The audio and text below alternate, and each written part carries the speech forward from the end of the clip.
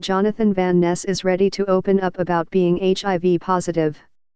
Ahead of the release of his memoir Over the Top, which hits shelves September 24, the Queer Eye star, 32, opened up to the New York Times about his health and history of addiction.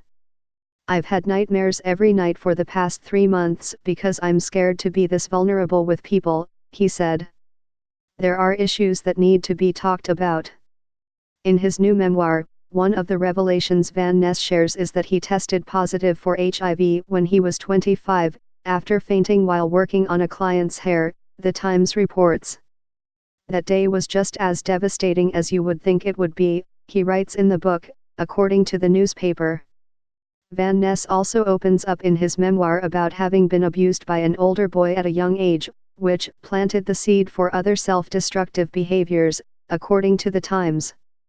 "For a lot of people who are survivors of sexual assault at a young age, we have a lot of compounded trauma," he told the newspaper.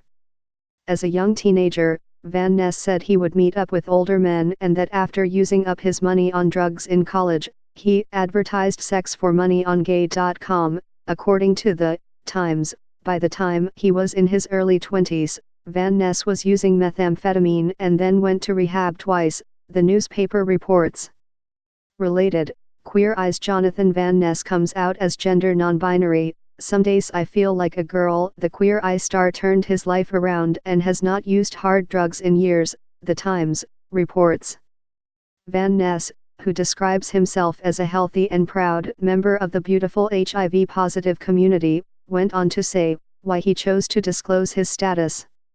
"When Queer Eye came out, it was really difficult because I was like, do I want to talk about my status?" he told the Times. "And then I was like, the Trump administration has done everything they can do to have the stigmatization of the LGBT community thrive around me." He paused before adding, "I do feel the need to talk about this.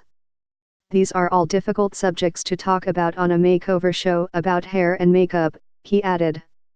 "That doesn't mean Queer Eye is less valid, but I want people to realize you're never too broken to be fixed.